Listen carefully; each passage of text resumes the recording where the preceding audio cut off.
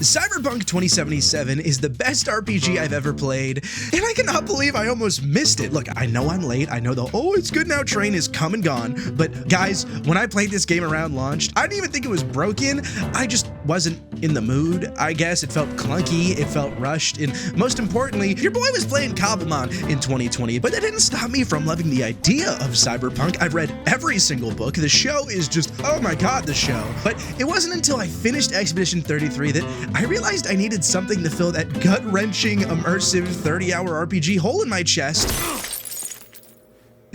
Yeah, I think I found it, because I came back to Cyberpunk on a whim one afternoon, and now I'm 30 hours deep, crying whenever I hear Spanish, and my vocabulary has been forever changed.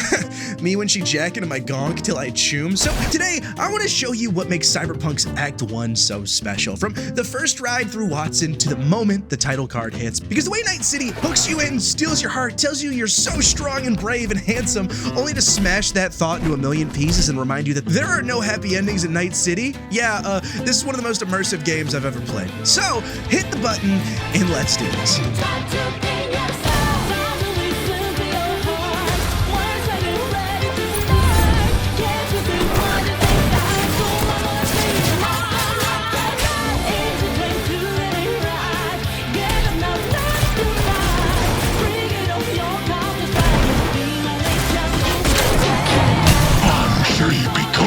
Your shoes off.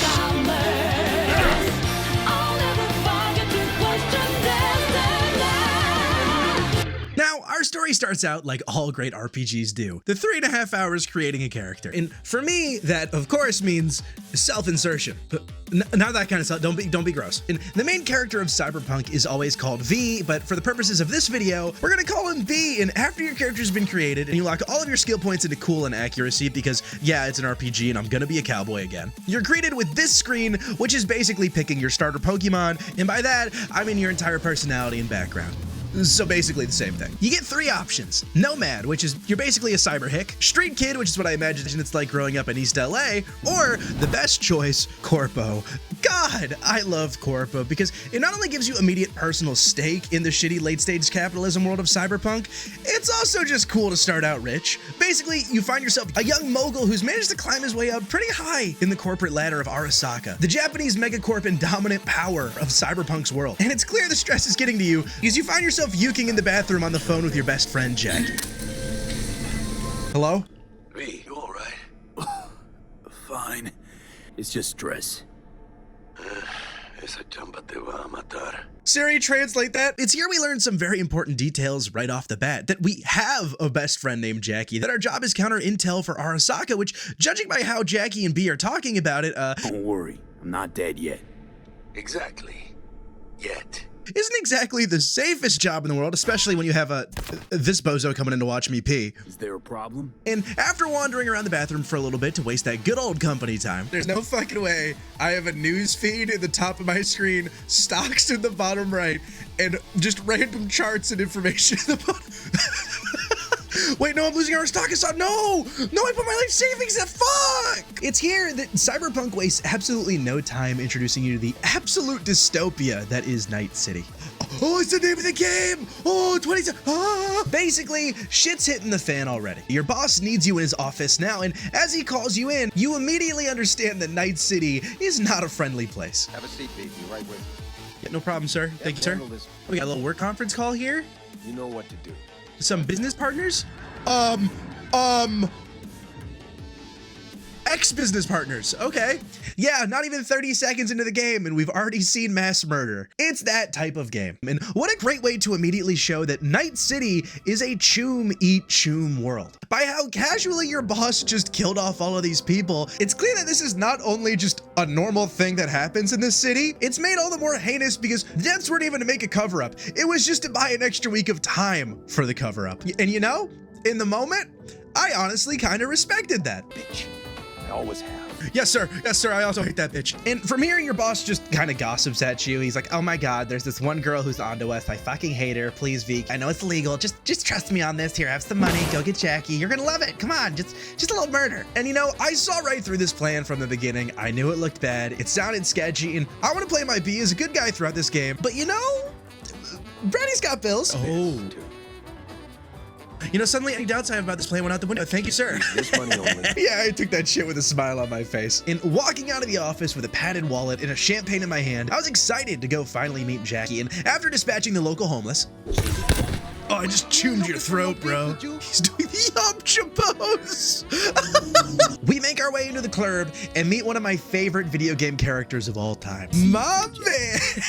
Jack, what? Got sparks flying between the Valentino boys. What the fuck is that haircut? Why do you have a circle shifted to your...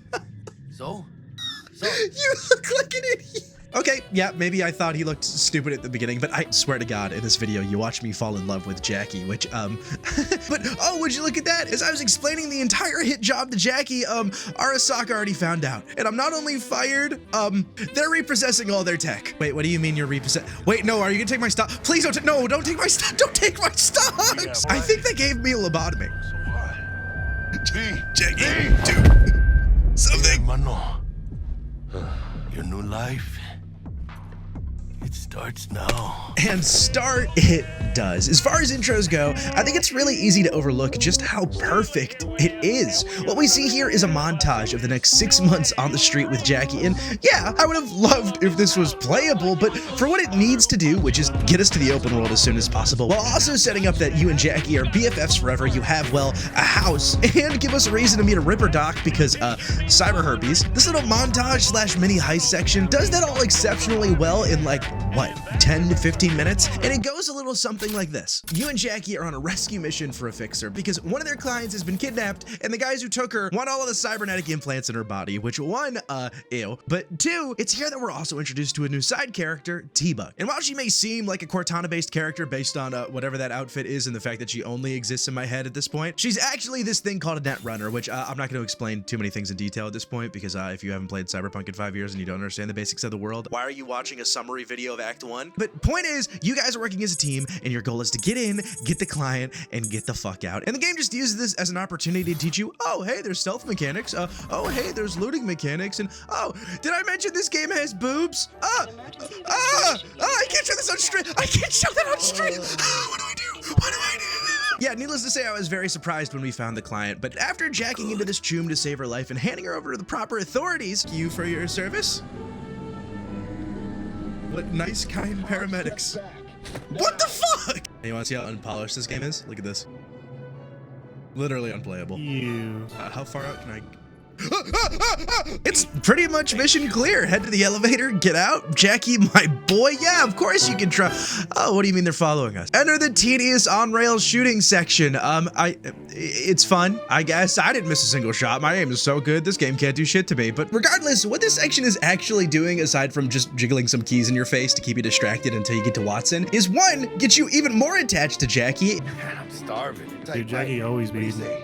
I can tell. And two, introduce you to the character that is Night City. You're stopped at the bridge, finding out that Watson as a whole is put in lockdown for some mysterious reason, only to have Jackie riz his way out of it. Let them through, but they don't last. Oh my God, it worked! Jackie, oh my God, Jackie, you're the goat. Oh, I fucking love you. You have a good evening now, officer, ma'am. Officer, ma'am. Jackie, you're all right. And well, from here, you're just kind of given a first-hand showcase of how horrible Night City really is. Oh my God. Just a little police brutality. Those are the police! Oh my God, art does imitate light, fuck. It's a place where paramedics have guns, the gangs have guns, the random tweaker on the corner has guns, and even if you call the police for help, yeah, they have guns, but they'll probably just mow you down too. And yet, despite how absurd the entire concept of this world is, and even this short drive alone, you pick up on the fact that Night City is, without a doubt, the most immersive city in all of gaming. And from here, the game finally lets you explore it and just see all of it for yourself. Let's check out. Oh, this place is a shithole. Right away, the game introduces you to a fight club, the gun store. That the fact that this world isn't just hyper-violent, but hypersexual to the point that you might learn new things about yourself in front of 200 people live. Whoa. Whoa. Oh, dudes, those are dudes. I thought that was a woman. No. But But from here, the game clearly wants us to go talk to Jackie outside of our apartment, get our car back, and get started on the main story. But like all great RPGs, from this point on, you're off the leash, and Cyberpunk just kind of lets you roam wild. You could go to one of those fight clubs, save some monks, get in a gang war, buy a new hat, take down some cyber psychos, get rich, and so much more, just as long as you don't try to leave Watson. Hello, officers. Is everything okay? What the? What the fuck? If Cyberpunk is Breath of the Wild, this is the Great Plateau. And with this newfound freedom, I decided to try to become Batman. NYDP scanners, the NCP will help you fight crime. Jackie, I'll be right back. Wait, there's kids in this game? Basically, there's a bunch of crimes happening around Night City all the time, and thankfully for us, the NCPD just turned crime fighting into Uber. I see one on my app, run over to the bad guys, turn their eyeballs off, and blam. But unfortunately for me, the game's really serious about that whole Night City is not a friendly place and you're a poor schmuck thing. Whoa! No one told me this game was hard. Where a lot of games today are going for an increasingly absurd difficulty just for the bragging rights that you put your nutsack to a cheese grater, I really love Cyberpunk's initial difficulty because it not only makes the gameplay just way more engaging, you actually have to use cover, be smart about what's around you, and use all of the tools that you have to win a gunfight compared to later in the game where you're just a cyborg ninja of death. But two, and more importantly, it's part of the immersion in the world building. Inhaler, go! They put you in the shoes of that level 1 choom, and it's up to you to Borg up and rise to the challenge, or, that's not, yeah, it took me a little bit to get used to it. Oh, this game came out in 2020, but game of the year, bro. Game of the year. But after realizing I was out of my depth and tactically retreating to Jackie, I need you. I don't want to be a superhero anymore. Man of the hour. Is this guy always eating?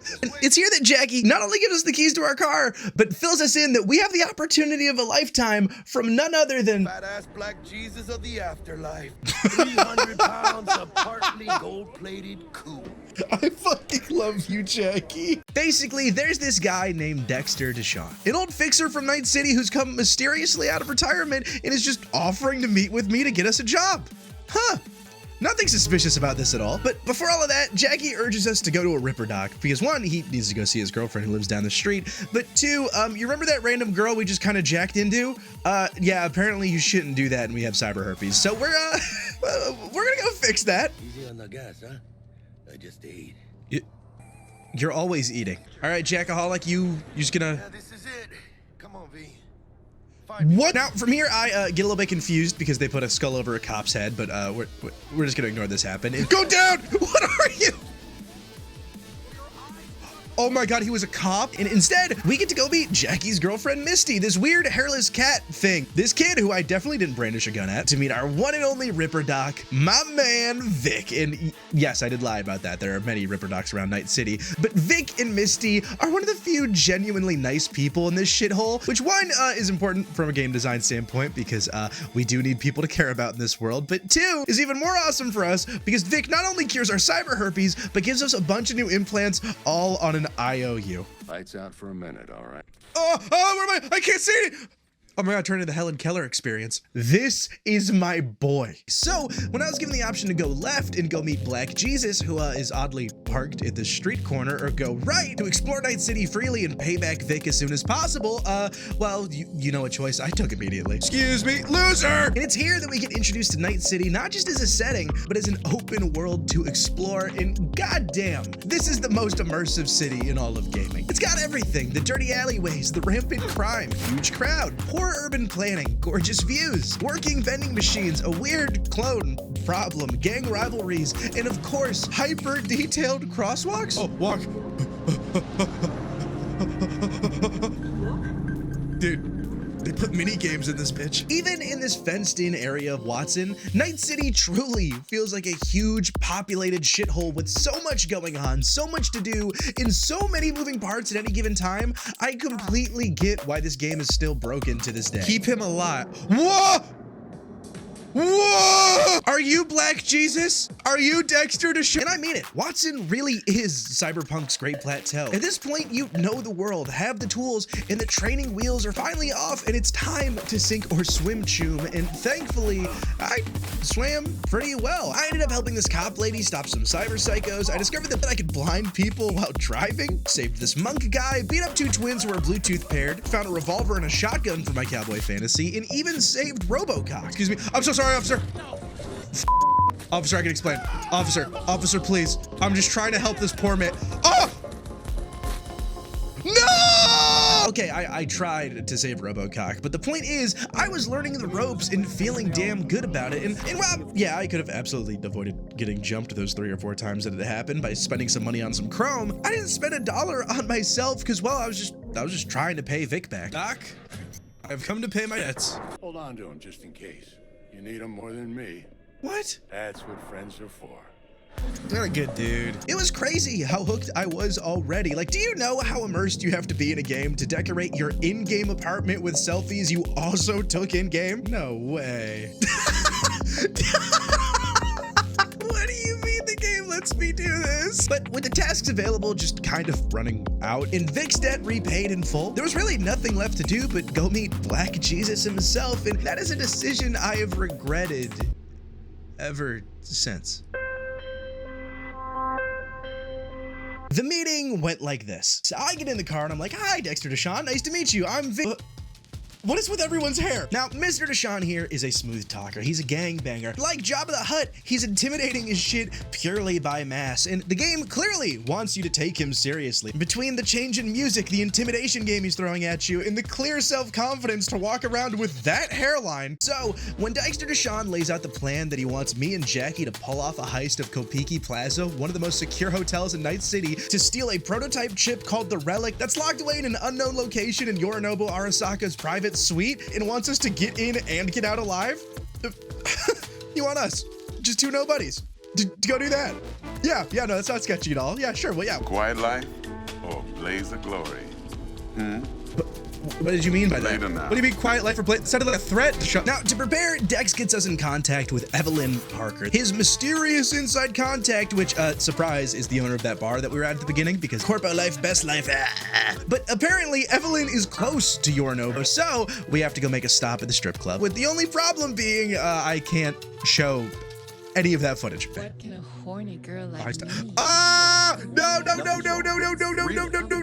No, she didn't mean that. She didn't mean that. Yeah, so for most of this conversation with Evelyn, I had to stare at a wall. But anyway, here she's kind of just feeling us out. She's testing our confidence, asked about Jackie, and is like, are you sure you want to work with Dex? You're positive? And what I like about this interaction from the jump is that you can tell that Evelyn's not just a source of intel, she's manipulative and clearly has her own agenda, which, holy shit, every character in this game just feels so alive because of writing like this, where, you know, they're actually behaving like characters who have their own individual lives. Oh, this game is so good. After convincing her that we're game and yeah, we trust Dex for now, she takes us downstairs and introduces me to my wife. This is Judy, best Braindance editor I know. Enough already.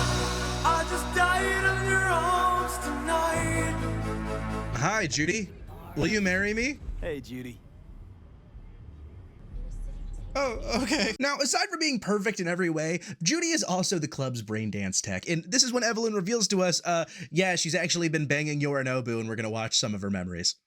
Wait, what? And it's here Cyberpunk does the best thing any video game could do, and that's steal from the Arkham games. Because these Braindance detective sequences are literally just ripped out of Arkham Origins, you know, the best Arkham game. But with the helmet on and our arms strapped in place, it's up to us to find out where the shard even is, all through the powerful female gaze. What the fuck is this thing? You look like a cut of fuckable meat. I felt a fear. Is that what it's like to be catcalled as a woman? An empathetic experience aside, it's here you just scrub back and forth in time to find information, like the cameras are here, the thermal signature's here, security turrets on the ceiling, gun on the bed, and you even get to pick up on some fun family gossip with the Arasakas. Oh my god, political drama within the Arasaka. He's trying to undermine his father or something. And like that, we know where the shard is. Step 1 done. And as we're leaving Evelyn, she tries to get us in on a deal to undercut Dex immediately, which I appreciate the moxie, but I didn't want any part of at all. And it's as I walk out the door that Night City reminds me yet again what type of place this is. What happened? fucking doors. They took the fucking I thought we were in Night City. Let's go.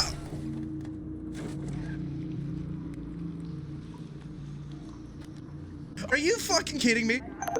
Dude, can't shit in Night City. Now. What? Wrong time. Fuck you. Fuck you. No. What the fuck? What the fuck? What?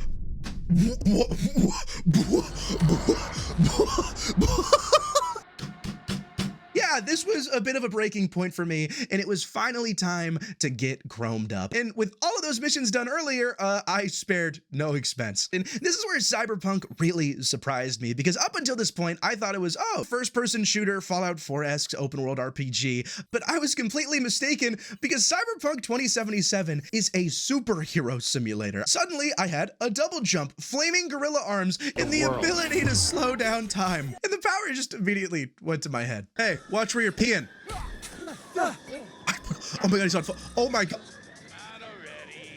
Oh my god. And blatant murder aside, it was time for step 2 of the heist, which is get the flathead, which is basically one of those Boston Dynamics dogs, but turns invisible and flattens heads. But to get that is a little convoluted, because they're originally made by this company Militech, but this group called the Maelstrom Gang stole it, so we kind of have to go get it from Maelstrom, but Militech wants to get in on that deal, so we go to meet them first, and this pretty lady jumps me, puts a gun in my face before I tell her, like, yo, I was corpo once too, dog, chill. So she gives us her credit card to pay for the robot, which is just clearly a ploy to track what happens with the robot, but you know, I take it willingly. Yeah, no, it seems safe. Yeah, sure, no problem. Pay with that chip, and that's all you gotta worry about. Try to fuck me in any way, and I'll be seeing you real soon. You promise? In any way? Bye! Wait, that's my car, that's my car, that's my car! And from here, it was just a simple business meeting. Say hi to Jackie, walk into the building, take the first drug that was handed to me, and suddenly the big boss was walking out just to say hello. Did I say something wrong? Whoa. Around here, do you? Yeah, it turns out biker gangs aren't the best negotiators. So I just hand over the shard, their system explodes, guns get very conversational, and thankfully, all those upgrades I got earlier, well, let's just say meeting me was the closest these guys ever got to meeting God. Bring the book! Yes. And after carving our way through an entire warehouse of chrome psychos, me and Jackie crawl out bloody and breathing with the flathead in a bag and one more gang that hates us, which in Night City is how you know you're employed. And after debriefing with Militech and checking in on Jackie at the end, good work, Jack. Hey, yeah, you too, but, hey, what's this about? Feeling all right? Yeah, I want to make sure, you know? We're good together. I like how we do things. I like how we do things too, Jackie. I do too, V. I do too. I fucking love Jackie, dude. And if it isn't clear in the progression of this video, I am head over heels for Jackie at this point. This guy is my ride or die. He's seen me at my worst, at my best. And when he tells me that we're ready for this heist, I believe him. And with a celebratory drink and a quick meeting with Dex, I was genuinely excited to start the Jackie and I drive up to Konpeki Plaza looking like we belong there. Jackie, we look good! We've got clean suits, fake names, and an automated taxi that Jackie is just too excited to be in. We'll mow down an army of Saka ninjas if it comes down to it. Jackie, why did that feel like foreshadowing? And it's here that Jackie, for one of the very first times in the game, just completely opens up to you. He tells you that he and Misty had a fight. When you point out that we gotta be a little serious here, he says this. Let me explain something to you, V. My whole life I've spent in this shit around us. We're gonna get you so fucking rich, Jackie. I fucking love you, dude. Yeah, that was all the motivation I needed, and getting into the hotel went without a hitch. We get in through security, we get past the front desk, me and Jackie take a selfie, we stop by a restaurant, which I had to practically drag Jackie away from. Could bring Misty here one day, when we, close this deal. Jackie, I love you, but you're a glutton. And with T-Bug playing conductor in our ear, the heist goes really smoothly. We get to our room, let the flathead out, take down security, and just wait for nightfall to get up to the penthouse, get the relic, and dip. As Jackie says as we're walking to the elevator, It's downhill from here on in. And just for a few brief moments, I get to believe him. We get into the penthouse, I grab Yorinobu's gun, we head over to the safe, things are going smoothly. Yeah. Oh, fuck. And then shit hits the fan. Can't say I like this. Jackie and I are stuck waiting for the vault to open. Yorinobu is walking in the door. We panic and have to walk behind the TV just as the elevator opens, and Yorinobu's brought a friend. I thought Adam Smasher. Adam's in here? Is he staring right at... He's just staring right at us. As far as worst case scenarios go, this was probably one of the worst ones, but hey, we'll just hide back here. Everything will be fine. Eventually they'll have to leave. And who's that walking down the stairs? Arasaka. The Emperor. Dude. Cállate. Does that mean quiet in Spanish?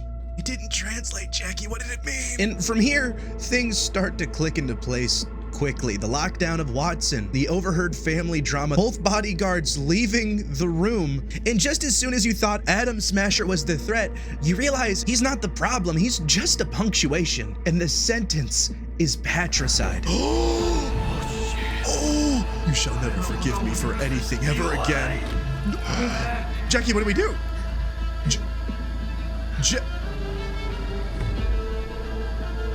Oh, fuck. Jackie, not the time to make me laugh. Yeah, as it turns out, we couldn't have chose a worse date to do this heist because the sun has killed the old king. And as we watch the moment a dynasty eats itself and Saboru plays it off as, oh my God, Dad's been poisoned, the walls we're looking out of begin looking back at us and everything breaks. Security floods the floor, drones zip by. Jackie and I are panicking as T-Bug is screaming into our ear only to be cut silent. Jackie and I go to the roof, find a katana, but no exit, and are forced to crawl along the side of the building towards a ladder, only for things to somehow get worse. Oh, hi, Jackie. There you are. Yeah, it is. They're here for Saburo. They're a little late. Just keep going, Jackie. Just keep going. Oh. Jackie, jump. No. Oh. No, no, no, no, no, no. After the fall, things were quickly hitting rock bottom. One of the first things you notice is the blood on the case, and it's not yours. Jackie, you're bleeding. Worry about me later. Jackie's been hit, and the reality of that is hitting you hard in the moment, but the urgency that the case has been cracked open, the relic that you are risking all of this for is warming. And before you even get the chance to debate it, Jackie takes it out and puts it into his head. Is that safe? Someone's gotta do it. Jackie, let it be me. No, no, no, no, no, no, no, no, no. El Hijo y del Espíritu Santo. Oh, no. Oh, fuck. You see, in the heist going wrong like this, and Jackie taking this key decision away from you, Cyberpunk is doing something with its story that only the medium of video games can do, taking away control when you thought you had it all. I fucking love you, man. We're gonna get out of this, I promise. I'm not gonna let them hurt you anymore. It's just a flesh wound. Just walk it off. I believe in you. As we escape through floor after floor of Arasaka goons, taking them all down with ease, with all the chrome I'd bought earlier, I was left realizing not a bit of it can help my best friend. And each elevator ride we take down, he gets worse and worse. Just as we finally get to the lobby, cutting our way through the sides and getting that final push to Dell, flooring it outside of the hotel, we're intercepted by Adam Smasher, which, oh my God. Is that Adam? I am not a piece of fuckable meat, please no! It is a roller coaster of horror, followed by another shitty on-rails boss fight. But as it finally feels like we've hit the getaway and things are looking in the clear, we actually got away. Night City is one more reminder of the place you're in. Jackie, I haven't heard from you in a while, buddy.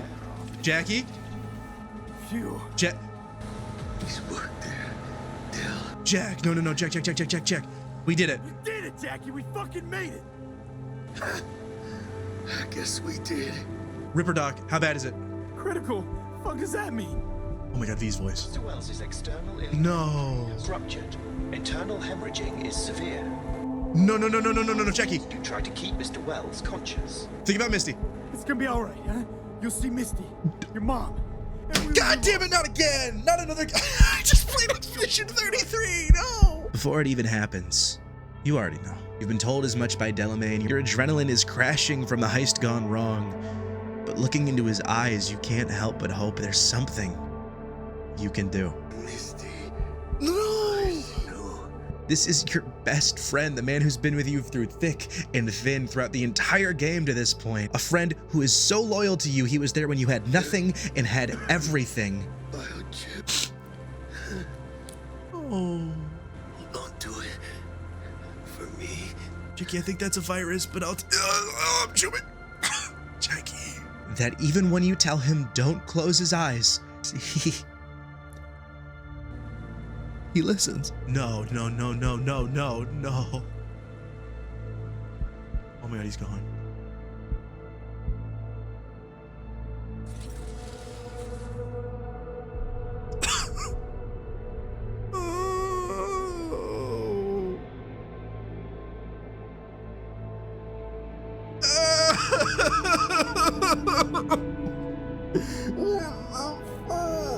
And it's that pain you hear in my voice that makes Act 1 of this game so perfect, because you thought you had a happy ending in Night City. The game actually made you believe that was possible, despite all of the signs pointing, no, there will not be a happy ending to this. You dared to hope, and now you have to live in it. You go to meet Dex, who's freaking out because, oh my god, you killed the fucking Emperor? Dude, just go pee real quick. Figure yourself out. We'll figure it out once you're back. And in a pure moment of writing genius, the story comes full circle and you're forced to stand in a mirror. But this time, there's no ring of the phone. You are alone. The game is screaming. Do you get it now? This world does not orbit around you, your friends, or anybody in between. In the same way that nobody cares about those psychos and gangs you mowed down for the past 10 hours, when Night City turns its gun on you, there's no hesitation on that trigger. Sometimes, oh, quite literally. So that's how this is. Oh. Can't risk it, P. Remember our first combo? Seems I've chosen the quiet life after all. What? What? What?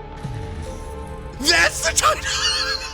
And it's that feeling you just witnessed that is why Act 1 of this game is perfect. It hands you a rock bottom scenario, builds you back up, only to make you realize, no, motherfucker, this is rock bottom, and that's the reality for every person you meet in this world too. You become a victim of Night City. And the rest of the game from here is not a question of what build you run, but who you become with that grief. Will you let it consume you and turn to vengeance? Will you chase that legend and honor Jackie's memory? Are you just skimming through this entire prologue just so you can get to the actual fucking game? Whatever it is, you have a full understanding that Night City will not answer that question for you. It'll only keep moving, which is why Cyberpunk 2077 is the best RPG I have ever played. Not because it lets you be a cowboy with gorilla fists in slow time, but because it convinces you that this place is real. These people are real. And then despite all the danger and all the hurt the world constantly gives you, it dares you to matter inside of it. With a few fun twists on the way. The heist was just the Whoa. What? 2023? Who am